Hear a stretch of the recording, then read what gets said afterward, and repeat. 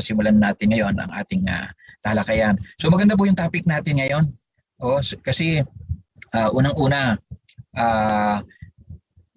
yung ating kanayunan, kuminsan meron sila mga pangangailangan na tinutupad naman ng pamahalaan natin yung kanilang mga responsibility. Kaya lang siguro dapat makisalamuha tayo sa kanila para makita natin kung ano yung mga pangangailangan nila.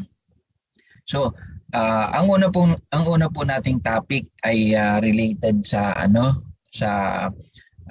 pagbibigay ng patubig sa ating mga kababayan. So, nung po tayo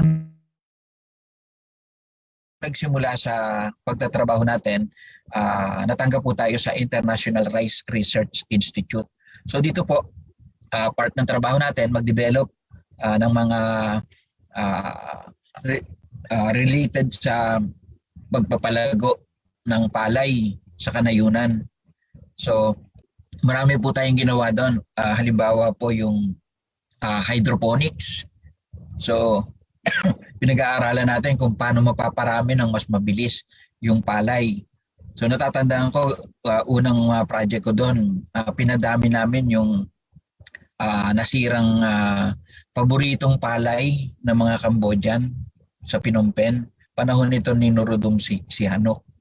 So ang ginawa ko po, yung palay dahil nakaimbak lahat ng variety sa germplasm bank ng IRRI dito sa Los Baños. So kumuha po ako ng isang 10 grams na mga buto. Pinarami namin yung paano namin pinarami. Kasi ang palay po, pag lumalaki yan, affected siya ng light. So nilito natin yung photosensitive characteristic ng palay. So bukas sara. Parang na-interpret niya na gabi umaga. So in a month's time nakakapag-harvest tayo.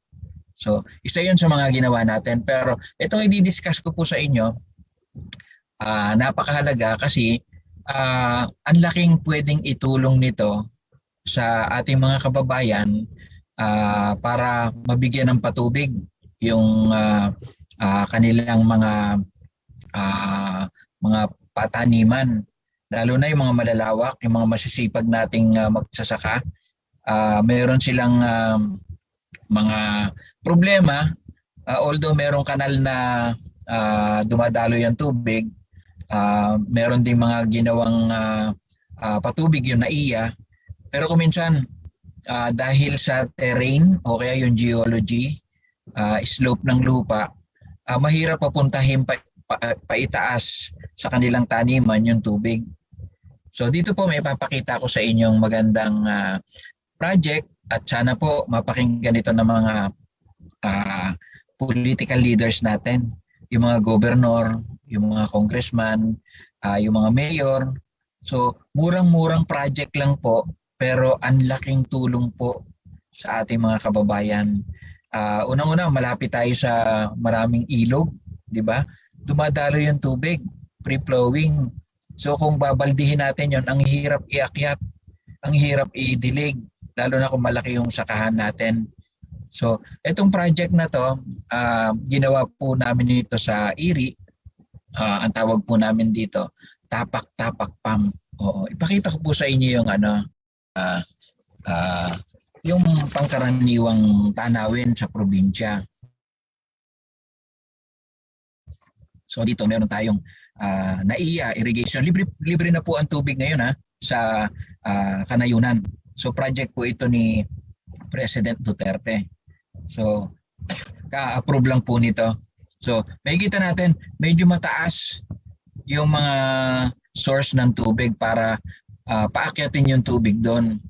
So kung halimbawa si Neneng o si Tatang kukuha ng tubig dito, mahirap po kasi 2 balde na pandilig. So medyo mabigat din pong trabaho to. So gawa natin ang analysis kung paano mariremedyohan ito. Ang Pilipinas po agricultural and horticultural country. Agriculture is the key economic growth for the whole Philippines. The Philippines up to this day is growing agricultural country. Marami tayong water resources. In fact, sobra-sobra tayo nito. Sa katunayan, dahil sa average na 20 bagyo kada taon at limitado ang ating mga catch basin, madalas na nakikita natin na ang excess na tubig ay nagdudulot na matinding pagbaha, nagiging problema pa. Maraming dam na ginawa ang ating pamahalaan upang ito'y mapakinabangan yung mga excess na tubig. So meron tayong mga catch basin tulad ng mga dam. Hindi lang para sa agrikultura, dito rin tayo kumukuha ng pang-inom at domestic needs. Subalit ito ay kulang pa rin at patuloy na sinusolusyonan. Natatandaan nyo, merong ginagawa ngayon na Kaliwa Dam. So itong Kaliwa Dam, malaking kaginhawahan nito ng supply ng tubig, hindi lang pang-inom, hindi lang agriculture, pati yung mga pangangailangan natin. At isa ring magagawa nito, maiwasan yung pagbaha dito sa kalunsuran at sa mga mabababang lugar. Doon sa mga areas na kung minsan doon na pupunta yung mga tubig katulad sa Marikina. So yung river doon, merong isang subdivision na laging lumulubog sa baha. Oo.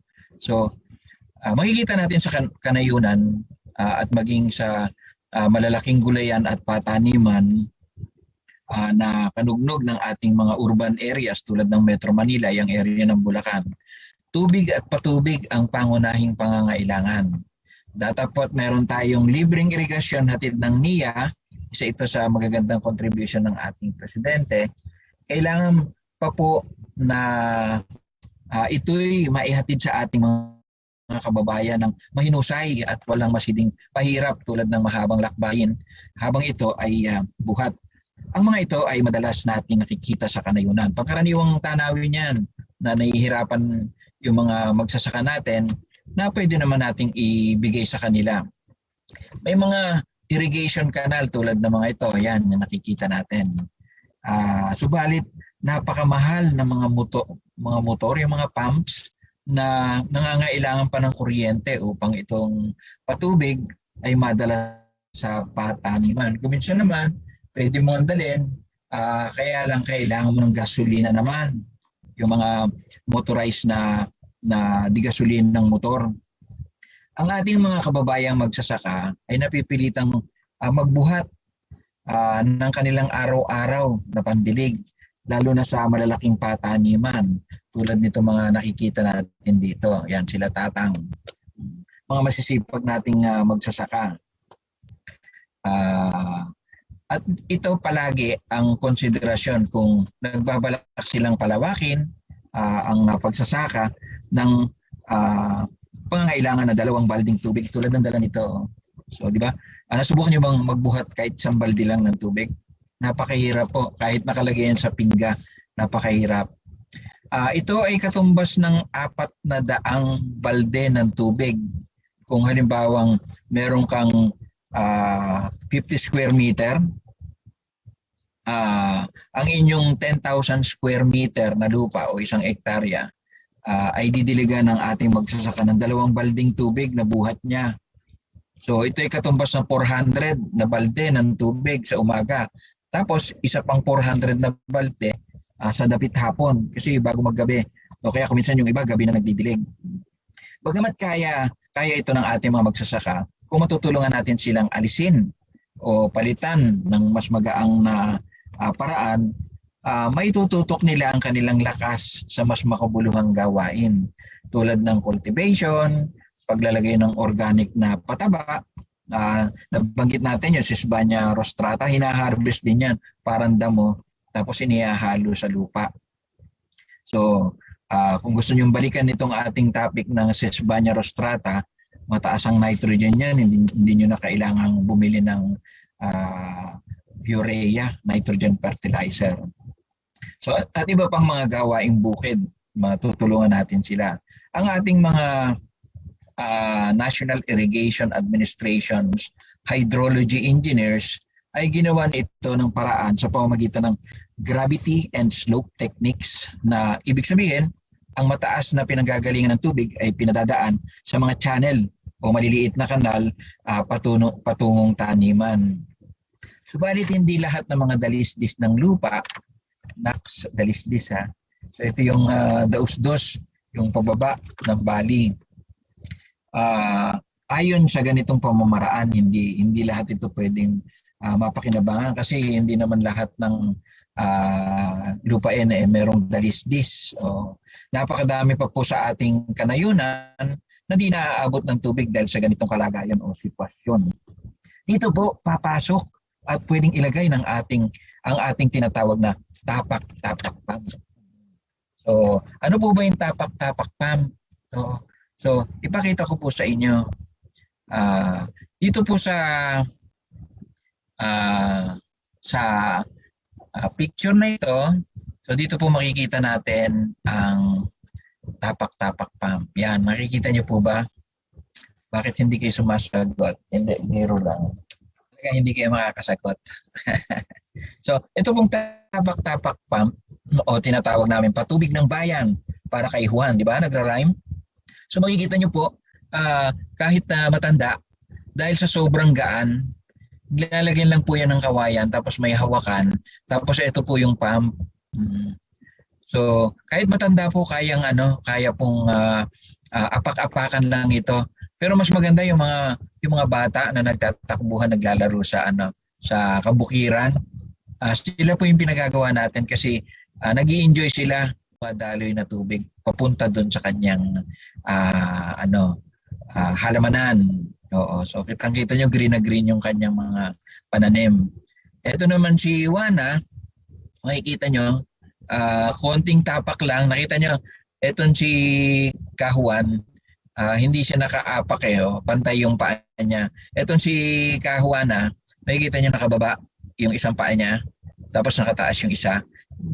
Tingnan nyo po kung gaano kalakas yung tubig na lumalabas. Yan. So ito po yung tinatawag nating tapak-tapak pump. Oo. Ginawa po namin yan sa Erie noong 1984, spearheaded by Robert Stickney. Oo, natatandaan ko pa siya. Kasi dinala po namin ito sa Nueva Ecija, doon sa Quiapo, at ito po yung ginawa naming source ng tubig galing sa ilog, pinaakyat namin siguro mga 12 feet yon yung lalim ng ilog, pero may umaagos na malinaw na tubig. So inilagay namin doon yung malaking hose. So inilagay namin sa itaas yung apak-apak pump. So napatubigan namin yung lupa. So nakinabang yung mga farmers doon. Tapos nung nakita nila na ganito kalakas yung tubig na nakukuha, so tinuruan namin silang gumawa, simpleng-simple lang. So ano ba yung principle nitong apak-apak pump? Tapak-tapak pump. Oo. Ganito lang po yun. Meron kang pulley dito. So yung pulley na yan, tinalian namin ng lubid. Tapos ito po yung dalawang kawayan. Oo. So yung kawayan na yon nakadugtong naman sa piston.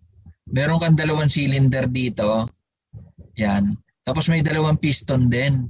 Kaya siya malakas, double piston siya. Pagbaba mo ng isa, hihigop naman yung kabila. So pag binaba mo naman itong kanan, hihigop naman dun sa kabila. So bawat movement mo, nakakahigop siya ng tubig dito. Tapos sa baba po ng piston, yan ang cylinder, merong tinatawag na valve o manifold. Oo. So yung takbo nito, lagi siyang naka-open pag pataas yung piston. Pag pababa na, nagko-close siya katulad nitong nasa kaliwa. Yan. Makikita natin. So kinonekta lang ng kawayan papunta do sa piston using a rod. So ano lang ito, malaking alambre lang ang ginamit namin o malaking bakal. Ginamit namin dito yung ginagamit na bakal sa pinapalaman sa simento. Yung piston naman, ginamitan naman namin ng yung rubber ng gulong. So dapat lang siya, importante, nakadikit siya dito sa wall ng cylinder. Oo. At medyo mahigpit. So medyo naka-letter C yan ng konti para pagtulak mo ng ng tubig, hindi siya lalabas dito. So, yung gulong ng kotse, tamang-tama kasi medyo matigas yun eh. Pagbaba mo, hindi lang kakalabas dito yung tubig. So, ang mangyayari, medyo malambot lang siya, magko-close ito pag ibinaba mo, tapos yung tubig lalabas dito papunta doon sa pinaka nozzle o gripo. So, ito po yung front view. Tingnan naman natin yung side view. Ito po. So, dito makikita natin na yung kawayan, ito po, yung dalawang kawayan. Tapos meron siya ditong tinatawag na pinaka-support. Oo. Etong wedge na tinatawag, nandun niya sa dulo, itong area na to, ayan. No? So, lang din yan, kawayan din ginamit namin. O kaya, sanga ng punong kahoy. Tapos, ito po yung inaapakan. Yan. Mas mahaba po ito, mas magaan. Kaya ito hinahabaan namin eh. Tapos nilalagyan din namin ng rubber para kuminsan karamihan ng tao sa sa kanayunan, mga nakayapak sila. So yung rubber na yon, yun po yung inaapakan nila para hindi masakit na pabalik-balik na itaas itong kawayan. So itong pinaka source niya, ito source ng tubig, nilalagyan namin ng hose papunta sa ilog. Halimbawa nandito yung ilog o kaya nandito sa baba, malalim. Katulad ng ginawa namin, 10 feet o 7 feet yata yung lalim nun. So napaakyat namin yung tubig, hindi na kailangang i-prime. Tapos pag ginalaw mo tong apak-apak na to, lalabas naman dito. Papunta naman ito doon sa ating taniman. Oo. So napakadali lang. Ginamit din namin ito sa iri. Pag meron kami kasing pinaka-pool sa gitna ng mga building. So doon sa administration building, meron kaming mga tanim na lotus. Tapos nilagyan namin yun ng maraming isda. So pag nililinis itong pool na to, ginagamitan naman namin ng tapak-tapak pump na ginawa ng engineering ng International Rice Research Institute. Pero ito, hindi namin ginamit kasi gusto namin makopya ng mga kababayan natin sa kanayunan katulad nito. So, as simple as possible, kawayan ang ginamit namin kasi available ito sa sa mga bayan-bayan. So dito makikita natin, ang importante lang na pinoprovide namin sa kanila, itong cylinder tsaka yung piston. Ipinapako lang yan dito sa kawayan. Yan makikita nyo yung rod na to. So nakapako po yan sa kawayan o sa kahoy. So dalawa po yung rod na yan, nakapako sa dalawang kawayan. Diba makikita nyo, sobrang lakas ng kanilang tapak-tapak pump. It can lift 5 to 7 cubic meters of water per hour. Alam niyo ba kung gaano karami yung 7 cubic meter of water per hour? So, isang cubic meter, siguro mga 5 drum. So, 5 drum times 7, 5 drum times 7 is 35 drums. Tama ba yung aking mathematic? Yung aking arithmetic? Tama, no? Oo, 7 times 5 is 35. Tama. So, biro mo, sa isang oras, 35 drums ang mapuproduce mo. Samantalang yung ating kalkulasyon sa isang hektarya na 800 ang bubunuin ng isang magsasaka para madiligan niya yung kanyang pataniman na 800 square meter. Di ba? Ang gandang project nito. Ito pong pakiusap ko sa ating mga politiko, ang ating mga NGOs, yung ating mga malalaking organisasyon. Halimbawa, yung Lions Club, Rotary Club. So ito po magandang ponduhan.